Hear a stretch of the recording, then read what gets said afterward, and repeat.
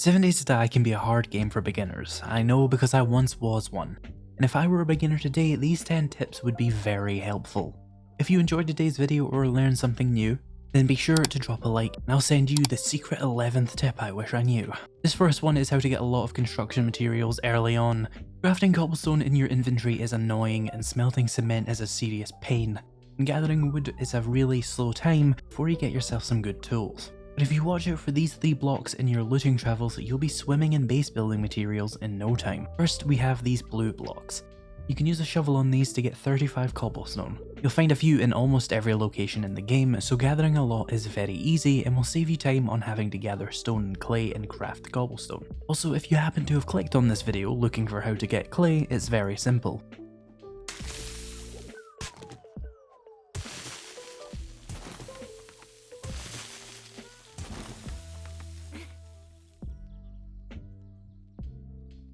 For cement, you can gather these cement bags, again with a shovel, and this will save you a lot of time mining stone, smelting it, and then crafting it into cement. Also, if you desperately need a little bit of stone, you can actually scrap both of these in your inventory for stone, with the S key. Lastly, for wood, you can gather up these firewood piles for 30 easy wood. You'll find these 3 items in a lot of locations in the game, so just knowing that these items exist will give you a big boost to your materials. In a similar vein, you may be struggling to find crafting stations, and my number 1 tip to get these is actually a bit of an odd one. If you go to a trader, you can ask them for a quest. You can complete 7 quests to unlock the next tier. Each time you complete a quest tier, you'll get a reward. At tier 1, you'll have a high chance of getting a forge. At tier 2, you'll have a chance to get a workbench, and at tier 3, you'll have a chance to get a chemistry station.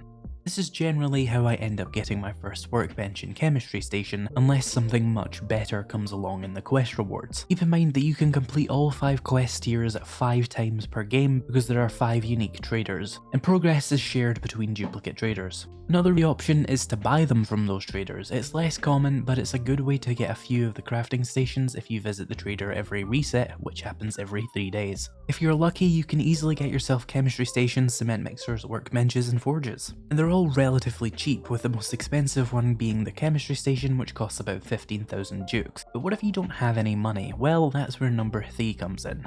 Number 3 is to get a wrench and scrap and sell. In the early game, most of the things you can scrap with a wrench, like cars, are going to give you materials that aren't incredibly useful to you until later. So if you can get a wrench from looting or from a trader, then you can scrap a lot of cars and you'll find yourself with a lot of spare scrap, which sells for a very nice price. Every trader can take 3 stacks of items per trade cycle, so that means that each trader can only take 3 engines and 3 batteries every 3 days. So make sure to sell your higher level batteries first for the quicker profit. Don't worry about all this stuff being useful later on though, because later in the game you're going to have vehicles and better tools, and you can easily go out and spend the day with your 4x4 and just fill it up with enough scrap to make all the traps and electronics you could ever need. But early on, that stuff is just free money that can be better used on stuff you can actually use, like a gun, or a workbench, or some spaghetti. I don't know, I probably wouldn't buy spaghetti, they tend to overcharge for it. Speaking of overcharged spaghetti, number 4 is electric fences. Electric fences are a fairly cheap but very powerful trap item that you can build very early on in the game if you need to, using forged iron and electrical parts. If you put some of these on your horde base, connect power to one of the fences and then connect that fence to another fence, any zombie that walks between those 2 fences will be stunned in place, and the only thing that can push them through is other zombies. If you make a line of these things, Horde Night can be a real joke. The main issue though is that the receiving end of the electric fences will take damage as they stun zombies, so you'll have to repair these quite regularly, again with forged iron and electrical parts, but they seriously lower the difficulty of Horde Nights when used correctly. Speaking of stunning things that have to be used correctly in order to make Horde Night easier, the stun baton. The stun baton does not suck. You suck and you should feel bad. No, but really, the stun baton gets a bad rap. It works, you just have to really know how to use it and when to use it. Batons don't really do enough damage to fight in the same way that say clubs or sledgehammers do, at least on higher difficulties. Instead, you'll need to make sure you have a few special items first to get the most out of them. First thing you'll need is the Tech Junkie Rank 5 book, which will give you access to the Stun Repulsor mod, which gives your stunning hits a ragdoll effect, which is way better than the base weapon's normal stun, and Tech Junkie Volume 6, which will give you a 50% chance for power attacks to instantly charge your baton. When your baton is charged, that is when it will do its stun. With that, you'll be able to do much more stuns, and your stuns will knock down zombies. Now, if you combine that with a candy called Nerd Tats, which makes the stun a group stun, you can start really dealing some serious crowd control on Horde Nights. Now you may be wondering, how am I supposed to capitalize on all of this crowd control in single player if my baton doesn't do much damage? Well, if only Intellect had some kind of hands-free damage dealing weapons you could use to mop up all the zombies you knock over. Some kind of portable companions that can shred enemies as effectively as a gun. Ah, but that would be OP, surely. Oh no, wait, I have two of them right here.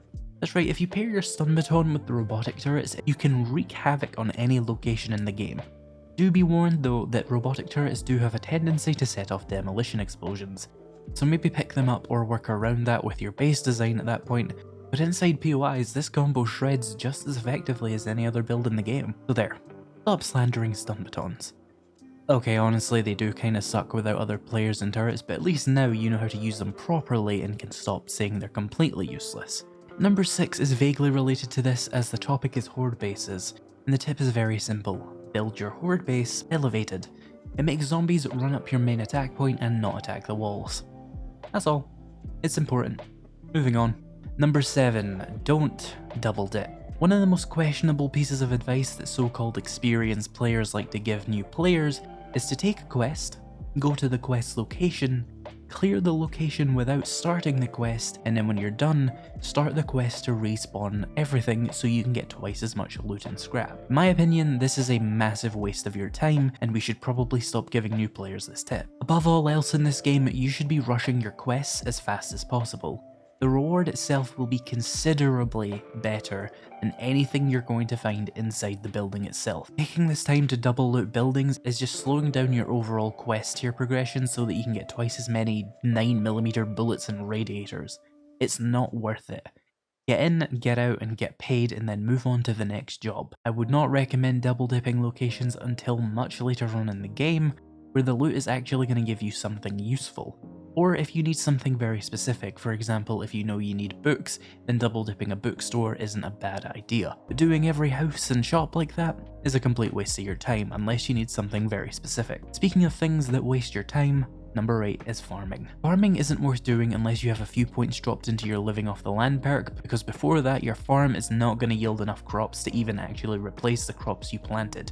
I'd highly recommend getting all 3 ranks if you want to make any kind of profit with the mechanic. It sucks, but that's how it is. Also, farming just isn't incredibly useful, but it has its place in the game. Definitely not an early game priority outside of multiplayer for sure. You can live off the food and vending machines quite easily. Farming is best used if you want industrial amounts of a certain thing in the late game, or if you need to feed several players in multiplayer. Or I guess if you need to paint a very large base. That's a fair reason you would need all that chrysanthemum after all. Number 9 is to be careful with pain tolerance and healing factor. They can be slightly misleading for new players. Healing factor says it gives you 1 health per 6 seconds, and it does, but it's not free. By default, you'll regenerate 1 health per minute at the cost of 1 food per health. Well, healing factor speeds this up, meaning that you might find yourself burning through a lot of food all of a sudden. Now, it's not a bad perk at all. Faster healing is great and critical healing is really nice, but this is just my little warning to new players that you will need to keep up with the food demands of healing factor, otherwise you might find yourself having massive stamina penalties at the cost of your healing. And along with that, pain tolerance can be a little bit misleading as well. It says it reduces HP loss by 25%,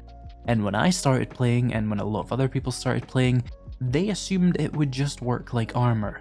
So if I had 50 armor and took 100 damage, I'd take 50 damage, but if I had pain tolerance, I would only take 25 damage. But pain tolerance does not cooperate with armor like that. Instead of working like a flat 25% armor, it applies after the armor is calculated, so if you take 100 damage with 50 armor, pain tolerance will not protect you from a further 25% of that. It will protect you from 25% of the damage after the armor calculation, and 25% of 50 is 12.5.